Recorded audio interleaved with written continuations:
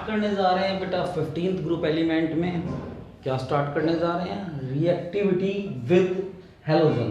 Reactivity with halogen, simple सी बात है। ओल्ड स्टाइल से टीपो, ओल्ड स्टाइल से टीपो।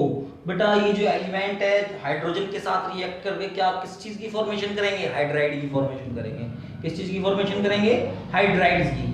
हाइड्राइड की फॉर्मेशन करेंगे तो बेटा सिंपल सी बात है H2O, H2S, H2SC, H2TE और H2PO। क्लियर है बेटा? ये पार्ट रेडियो एक्टिव एलिमेंट है। क्या है ये? Radio active element. Radio active element है, नेचर में अनस्टेबल होगा। तो सिंपल सी बात है, ये ध्यान रखना, नेचर में क्या होगा? अनस्टेबल होगा। क्लियर है? अब हम इसमें देखें, क्या देखें इसमें? सबसे पहले मैं अगर एसिडिक कैरेक्टर के बारे में जानूं, किसके बारे में जानूं? Acidic character. तो एसिडिक कैरेक्टर में किसका एसिडिक कैरेक्टर ज्यादा होगा? सिंपल सी बात है, किसका ज्यादा होगा? H2PO का। H2PO का सिंपल सा है। जैसे जैसे साइज इंक्रीज करेगा, साइज क्या करेगा? इंक्रीज। तो बॉन्ड स्ट्रेंथ, बॉन्ड लेंथ भी क्या करेगी? इंक्रीज। और बॉन्ड लेंथ अगर इंक्रीज की तो बॉन्ड स्ट्रेंथ क्या कर जाएगी? आपकी डिक्रीज कर जाएगी। और बॉन्ड स्ट्रेंथ डिक्रीज की तो H एटम इजीली क्या कर जाएगा? रिड्यूस कर जाएगा। और H एटम इजीली रिड्यूस कर गया या H एटम इजीली टूट गया तो सिंपल सी बात है, उसकी एसिडिक स्ट्रेंथ क्या हो जाएगी? ज्यादा हो जाएगी। तो acidic strength top to bottom क्या कर रही है? इंक्रीज कर रही है। सिंपल सा है। तो एसिडिक स्ट्रेंथ हम देखेंगे top to bottom. Top to bottom acidic strength क्या कर रही है? इंक्रीज कर रही है।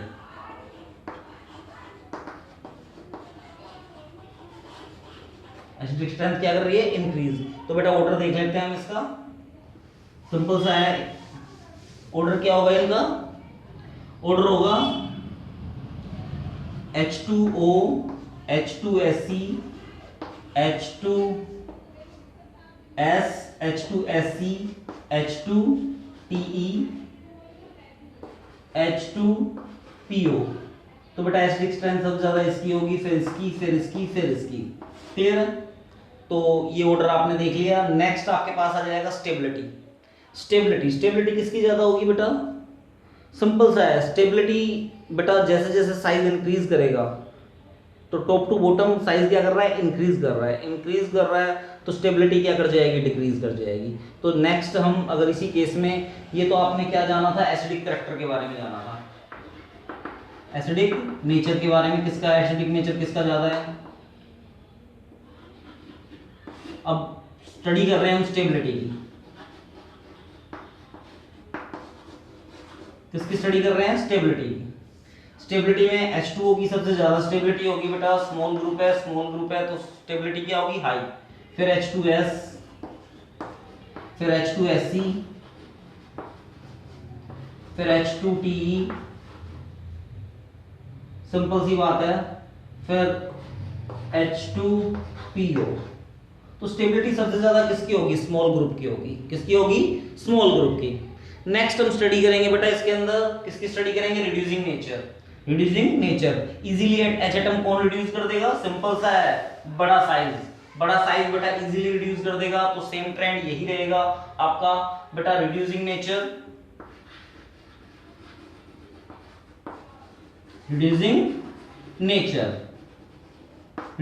में सिंपल सा है बेटा, इजीली H एटम कौन डोनेट करेगा? बड़ा साइज इजीली H एटम को डोनेट कर देगा।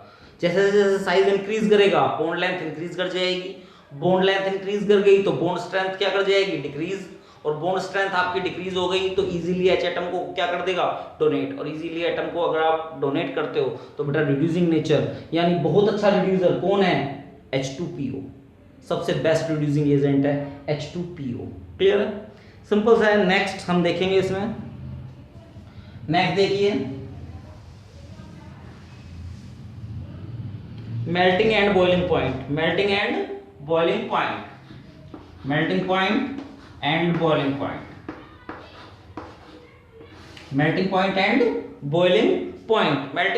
पॉइंट में आप जानेंगे। अब आप देखेंगे बेटा H2O है, H2S है, H2SE है, H2TE है। ओके, सबसे ज्यादा मेल्टिंग एंड बॉइलिंग पॉइंट किसका होना चाहिए था? सबसे ज्यादा मेल्टिंग एंड बॉइलिंग पॉइंट आपको पता है टॉप टू बॉटम अगर आप जाते हैं तो मेल्टिंग एंड बॉइलिंग पॉइंट क्या कर जाता है आपका? इंक्रीज कर जाता है। मेल्टिंग एंड बॉइलिंग पॉइंट आपका क्या कर गया? इंक्रीज। और मेल्टिंग बॉइलिंग पॉइंट आपका इंक्रीज कर गया तो सिंपल सा है, टॉप टू बॉटम सबसे ज्यादा मेल्टिंग पॉइंट किसका होना चाहिए था? H2TE का। लेकिन सबसे ज्यादा जो मेल्टिंग पॉइंट है वो किसका है? वाटर का है। किसका है? वाटर का। तो सबसे ज्यादा melting and boiling point H2TE का होना चाहिए था, लेकिन इस केस में किसका है? वाटर का है। बेटा ड्यू टू हाइड्रो, इसका रीजन क्या है? इसका रीजन है due to hydrogen bonding. Due to hydrogen bonding, due to hydrogen bonding होने के कारण बेटा, हाइड्रोजन बॉन्डिंग की फॉर्मेशन के कारण इसके अंदर इसकी जो स्टेबिलिटी होगी वो वेरी हाई होगी, और स्टेबिलिटी हाई होने के कारण मेल्टिंग और बॉइलिंग पॉइंट आपका क्या कर गया? इसमें इंक्रीज कर गया।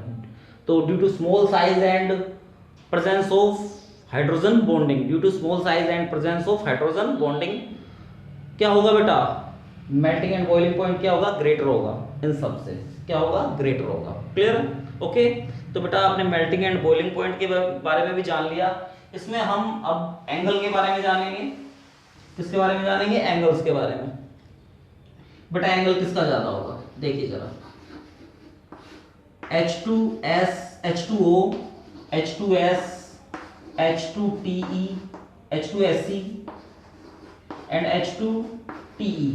सिंपल सा है, जरा देखिए इसमें साइज अगर स्मॉल होगा तो बॉन्ड बॉन्ड में रिपल्शन क्या होगा? ग्रेटर। साइज अगर लार्ज होगा तो रिपल्शन क्या होगा? कम होगा। अब रिपल्शन ग्रेटर होगा तो बॉन्ड एंगल भी क्या होगा? उसका ग्रेटर होगा। साइज स्मॉल किसका है? साइज स्मॉल है वाटर का। वाटर का साइज क्या है? स्मॉल है। तो वाटर का साइज स्मॉल है तो सिंपल सी बात है बॉन्ड एंगल भी क्या होंगे? इसके ग्रेटर होंगे। तो सबसे ज्यादा जो बॉन्ड एंगल होगा वो वाटर का होगा, फिर H2S का, फिर H2SE, फिर H2TE। सिंपल सा है। नेक्स्ट टॉपिक के बारे में बात करते हैं। नेक्स्ट टॉपिक है आपका, नेक्स्ट टॉपिक क्या है? Bond dissociation enthalpy. Bond dissociation enthalpy.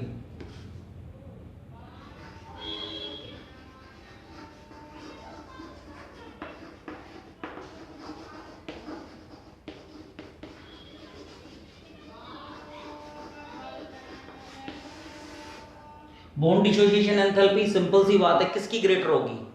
आप इजीली बॉन्ड किसका ब्रेक हो रहा था बेटा? बिग साइज का। किसका ब्रेक हो रहा था? बिग साइज का। स्मॉल साइज के लिए बेटा ज्यादा एंथैल्पी की रिक्वायरमेंट है क्योंकि फोर्स ऑफ अट्रैक्शन वहां पर बहुत ग्रेटर है। और जहां साइज बड़ा होगा, साइज बड़ा होगा तो बॉन्ड लेंथ ग्रेटर होगी। बॉन्ड लेंथ ग्रेटर हुई तो बॉन्ड स्ट्रेंथ क्या हो जाएगी? लेस हो जाएगी। अब बॉन्ड स्ट्रेंथ लेस हो गई तो सिंपल सी बात है जो एंथैल्पी है उसकी रिक्वायरमेंट क्या होगी? हीट की रिक्वायरमेंट क्या होगी? कम होगी बड़े साइज में। छोटे साइज में हीट की रिक्वायरमेंट क्या होगी? ज्यादा होगी। क्यों? क्योंकि साइज स्मॉल है। साइज स्मॉल है तो स्ट्रॉन्ग फोर्स ऑफ अट्रैक्शन है वहां पे। क्या है? Strong force of attraction. तो सिंपल सा देखिए आप, जो बॉन्ड डिसोसिएशन एंथैल्पी है H2O की बेटा ग्रेटर होगी H2S से, H2S की ग्रेटर होगी H2SE से, H2 फिर T। तो सिंपल सी बात है, बॉन्ड डिसोसिएशन एंथैल्पी के बारे में भी आप जान चुके हैं। किसके बारे में जान चुके हैं? बॉन्ड डिसोसिएशन एंथैल्पी के बारे में। अब नेक्स्ट टॉपिक के बारे में हम बात करेंगे। किसके बारे में बात करेंगे? देखते हैं। नेक्स्ट लास्ट इसके अंदर है बेटा बॉन्ड लेंथ। अब बॉन्ड लेंथ किसकी ग्रेटर होगी ये तो आप बता ही सकते हैं मुझे। किसकी ग्रेटर होगी बॉन्ड लेंथ? सिंपल सा है, बॉन्ड लेंथ के बारे में देखिए आप बेटा, जिसका साइज बड़ा होगा उसकी बॉन्ड लेंथ भी क्या होगी? ग्रेटर होगी। साइज जिसका लार्ज होगा उसकी बॉन्ड लेंथ भी क्या होगी? ग्रेटर। तो बॉन्ड लेंथ, बॉन्ड लेंथ देखिए, बॉन्ड लेंथ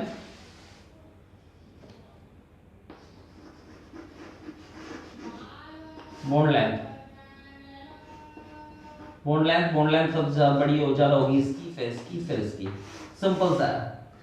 तो ये आप रिएक्टिविटी विद हाइड्रोजन आप बता चुके हैं, कर चुके हैं कंप्लीट। नेक्स्ट आपके पास आएगा reactivity with oxygen. Reactivity with oxygen, तो सिंपल सा है, नेक्स्ट टॉपिक आ गया रिएक्टिविटी विद ऑक्सीजन।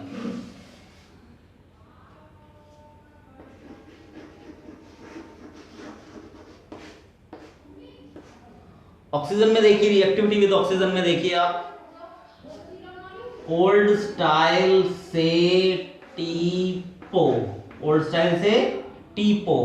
बेटा ऑक्सीजन है, ऑक्सीजन किस में कन्वर्ट हो रहा है? O2 एंड O3 में, O2 एंड O3 में। आप O2 में कन्वर्ट हो रहा है एंड O3 में कन्वर्ट हो रहा है, यानी O2 में कन्वर्ट हो रहा है और O3 में। और जो सारे के सारे हैं बेटा जो ऑक्सीजन से रिएक्शन करेंगे, क्या करेंगे, ऑक्सीजन से रिएक्शन करेंगे। यानी आपने ऑक्सीजन तो देख लिया है, ऑक्सीजन में क्या देख लिया है, यानी O2 में कन्वर्ट हो रहा है एंड O3 में कन्वर्ट हो रहा है।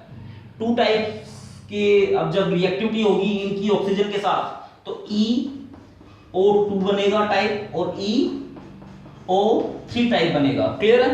EO2 का मींस होता है बेटा, E होता है एलिमेंट। एलिमेंट कौन कौन से हैं, सल्फर है, सेलेनियम है, टेरेनियम है और पोलोनियम है। क्लियर है? सिंपल सी बात है। इसमें SO2 की फॉर्मेशन होगी, SO3 की फॉर्मेशन होगी। क्लियर है? इसमें SiO2 की फॉर्मेशन होगी, इसमें SiO3 की फॉर्मेशन होगी, इसमें TeO2 की फॉर्मेशन होगी, TeO3 की फॉर्मेशन होगी। सिंपल सा है। तो क्लियर है बेटा? पीओ क्या है? पीओ एक रेडियो एक्टिव एलिमेंट है। क्या है? Radio active element. नेचर में डिग्रेड होता रहता है और अपने आप को क्या करता रहता है, फिनिश करता रहता है। और ये अनस्टेबल है नेचर में, ये स्टेबल नहीं है नेचर के अंदर। सिंपल सा है।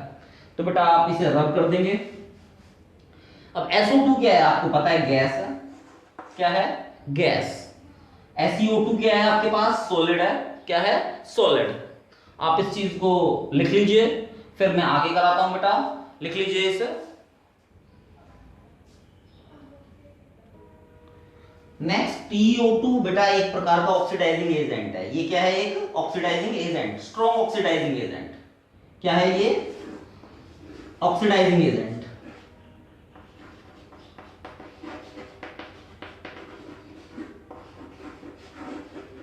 क्या है ये? Oxidising agent. TiO2 क्या है? एक स्ट्रॉन्ग ऑक्सीडाइजिंग एजेंट है। क्या है? Strong oxidising agent. सिंपल सा है। Okay, both type of oxide, ये जितने भी, ये दोनों के दोनों जो बोथ टाइप ऑफ ऑक्साइड है, क्या है? बोथ टाइप ऑफ ऑक्साइड, ये बेटा एसिडिक नेचर शो करते हैं।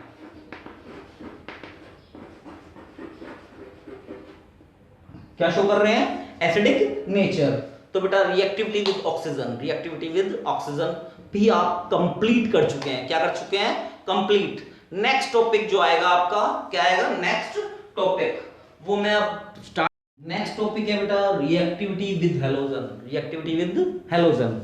हैलोजन में बेटा सिंपल सा है, आपके पास EX2 टाइप बनेगा क्योंकि 2 ऑक्सीडेशन स्टेट है। EX4 टाइप बनेगा एंड EX6 टाइप बनेगा। क्लियर है? E क्या है? E आपके पास एलिमेंट है। E आपके पास क्या है? एलिमेंट। एलिमेंट है ओल्ड स्टाइल से टी-पो। ओल्ड स्टाइल से टी-पो। पोलोनियम को हम हटा देंगे क्योंकि रेडियोएक्टिव एलिमेंट है। क्लियर है? सिंपल सा है। X क्या है? X आपके पास हैलोजन है, फ्लोरीन है, क्लोरीन है, ब्रोमीन है एंड आयोडीन है। Chlorine, bromine, fluorine, chlorine, bromine and iodine. Simple सा है। आगे देखिए SF6। इसमें अब मैं बात करूंगा आपके पास SF6 के बारे में। SF6, SF6 क्या है बेटा? एक गैस है। क्या है? गैस। आपके पास जो बन रहे हैं SF4 की फॉर्मेशन हो रही है, SCF4 की फॉर्मेशन हो रही है, TF4 की फॉर्मेशन हो रही है। SCF4, SF4, SCF4 and TF4 की क्या हो रही है? फॉर्मेशन हो रही है। सिंपल सी बात है। SF4 है वो क्या है? सॉलिड है। SCF4 है क्या है? लिक्विड है।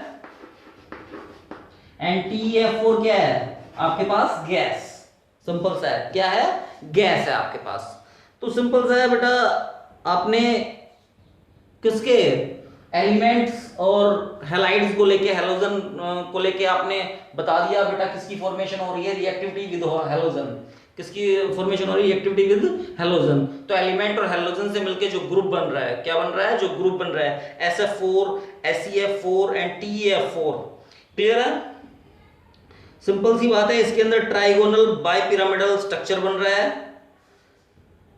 ये जो स्ट्रक्चर बन रहा है वो ट्राइगोनल बाइपिरामिडल sp3 और D तो इसकी हाइब्रिडाइजेशन है। ट्राइगोनल बाइपिरामिडल ये आपके पास क्या है, इसकी शेप है ट्राइगोनल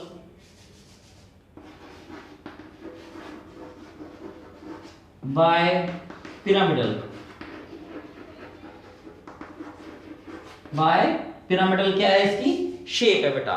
तो रिएक्टिविटी विद हैलोजन भी बेटा आपका कंप्लीट हो गया है, ये टॉपिक आपका कंप्लीट हो गया है। नेक्स्ट हम स्टडी करेंगे नेक्स्ट टॉपिक के बारे में, ऑक्सीजन फैमिली के अंदर नेक्स्ट टॉपिक के बारे में हम क्या करेंगे, स्टडी करेंगे।